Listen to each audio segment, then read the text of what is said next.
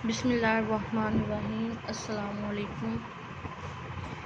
बेटा chapter number 15 हम कर रहे थे। चैप्टर नंबर 15 में रिव्यू एक्सरसाइज ही थी और पैथागोरस थ्योरम था। क्वेश्चन नंबर जो मैंने आपको डायरी में दिए वो एएलपी के अकॉर्डिंग ही है। अगर आप कहते हैं कि एएलपी में क्वेश्चन नंबर जो लास्ट वाला 9 नहीं है तो बेटा वो हमने करना है।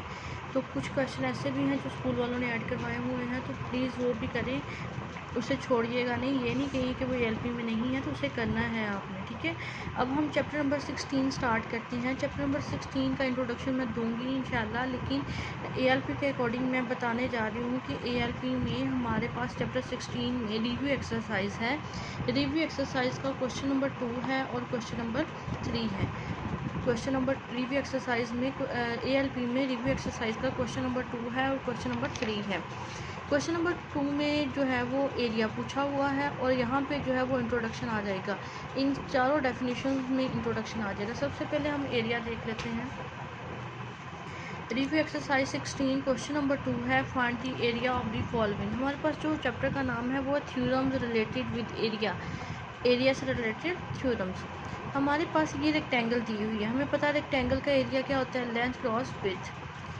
Area of rectangle, area find करना है ना, क्या फाइंड करना है, एरिया।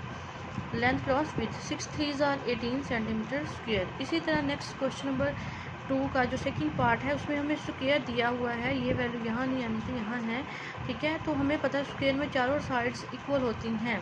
तो बेटा एरिया ऑफ स्क्वायर क्या होता है, लेंथ क्रॉस लेंथ। जो लेंथ है वही यहाँ पे साइड होगी, वही यानी 4 सेंटीमीटर 4 सेंटीमीटर 4 सेंटीमीटर।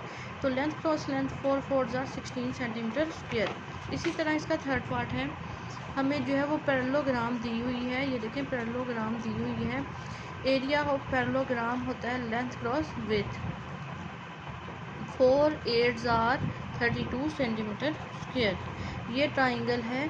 ट्राइंगल का एरिया होता है 1/2, पैरेललोग्राम का हाफ होता है। ये पैरेललोग्राम है। पैरेललोग्राम का एरिया आपने पढ़ा लेंथ क्रॉस विड्थ। तो ये पैरेललोग्राम है। अगर हम इसका हाफ कर दें, ये भी ट्राइंगल बन गई, ये भी ट्राइंगल है।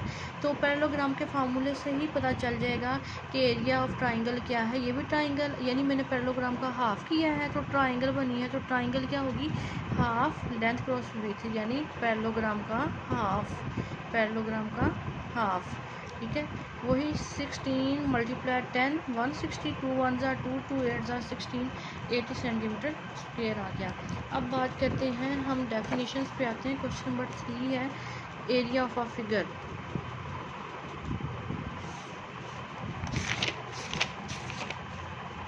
एरिया ऑफ द फिगर, ध्यान से डेफिनेशन को सुनिएगा। Area of figure, The region enclosed by bounding lines of a closed figure is called area of the figure।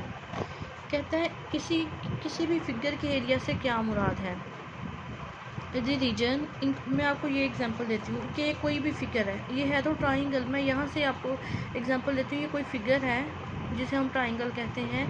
कहता है the region enclose by bounding lines of a close figure. ये figure close है ना, in close figure के दरमियान जो reason है, bounding lines जो हैं वो क्या कहलाती हैं, area of the figure.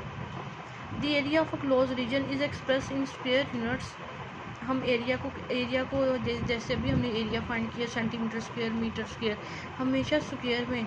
Metre है तो मीटर का स्क्वायर, ठीक है। अब पॉजिटिव रियल नंबर जो है वो पॉजिटिव देखें ना, अगर नेगेटिव का भी स्क्वायर लें तो वो माइनस जो है वो इवन पावर की वजह से प्लस नहीं हो जाता। तो कहता है positive square unit, positive real number. Area of a close region is express in square units. हमेशा स्क्वायर यूनिट में एरिया को जो है ना वो हम एक्सप्रेस करते हैं, जैसे मीटर स्क्वायर, स्क्वायर मीटर। आप स्क्वायर मीटर भी लिख सकते हैं, आप मीटर का स्क्वायर भी लिख सकते हैं, ठीक है। आप पॉजिटिव रियल नंबर। ये तो किसी भी फिगर का एरिया जो है वो ये जो अंदर बाउंडिंग लाइन्स के अंदर वाला हिस्सा जो शेड किया हुआ है, ये क्या कहलाता है, एरिया ऑफ अ फिगर। अब ये बात आती है ट्राइंगुलर रीजन की। ट्राइंगल का region, triangular region. The interior of a triangle, triangle के अंदर वाला हिस्सा is a part of the plane enclose by triangle. ये ट्राइंगल का जो अंदर वाला हिस्सा है, ये ट्राइंगल ने अंदर जो घेरा हुआ है, यानी कि ये ट्राइंगल की 3 साइड्स के अंदर जो रीजन है वो हमारा क्या है, triangular region. A triangular region is the union of triangle and its interior. ये वाली लाइंस और ये अंदर वाला पार्ट, इन दोनों का जो यूनियन है वो क्या कहलाता है? Triangular region. The three line segment forming a triangle and its interior. दूसरे लफ्ज़ों में उसने कह दिया ये तीन लाइंस साइड्स, ये तीन लाइंस और ये अंदर वाला हिस्सा क्या कहलाता है? Triangular region. By area of triangle we mean area of triangle से क्या मुराद है? Area triangular region. कहते हैं ना, अभी मैंने आपको एरिया ट्राइंगल का फाइंड करने को बताया ना पैरेललोग्राम का हाफ करके, तो उसका मतलब होता है ट्राइंगुलर रीजन, यानी अंदर वाला जो एरिया जो इसने घेरा हुआ है वो फाइंड करना. ठीक है. उसके बाद बात आती है रेक्टेंगुलर रीजन की. सेम वही बात के रेक्टेंगल, ये चार लाइंस और ये अंदर वाला जो इंटीरियर पार्ट है ये क्या कहलाता है? Rectangular region. ये आंसर सुन लें. A interior of a rectangular is a part of the plane enclosed by rectangle. A rectangular region is union of rectangle and its interior. ये इंटीरियर लाइन, ये लाइंस और इंटीरियर पार्ट का union क्या कहलाता है? Rectangular region. Rectangular region can be divided into two और more than two triangular regions. अभी आप इसको दरमियान से हाफ करें, यहाँ से हाफ करें, कितनी ट्राइंगल बन जाएगी? 1 2 3 4. कहता है more can be divided into two और मोर देन टू से डिवाइड करेंगे तो टू पे डिवाइड करेंगे तो ऐसे और ऐसे डिवाइड करेंगे. ठीक है. और more. Recall that if the length and width of rectangle are A and B units respectively then area of rectangle is A cross B. Area of rectangle किसके होता है? Length cross width A cross B square units. ठीक है. यहाँ पे बता दिया ए square units आ जाएगा, क्योंकि यहाँ पे स्क्वायर का बता दिया. बेटा स्क्वायर में चारों साइड्स इक्वल होती हैं. अगर एक साइड जो है वो ए है तो एरिया क्या होगा? लेंथ क्रॉस लेंथ ए स्क्वायर जो है स्क्वायर यूनिट्स. उसके बाद बात करते हैं, 3 डेफिनेशन होगी. चौथी डेफिनेशन है आल्टीट्यूड और हाइट ऑफ अ ट्राइंगल. क्या नाम है? आल्टीट्यूड और हाइट ऑफ अ ट्राइंगल. ध्यान से समझिएगा. If one side of a triangle is taken as base. मैंने ट्राइंगल की एक साइड को बेस ले लिया, ये मैंने ले लिया बेस होती है ना नीचे वाली जो हॉरिजॉन्टल होती है, उसे क्या बोलते हैं? Base. As base and perpendicular to that side. मैंने यहाँ पे परपेंडिकुलर भी ड्रा कर लिया. From opposite vertex is called altitude और हाइट ऑफ अ ट्राइंगल. ये इसको यहाँ से मिलाए.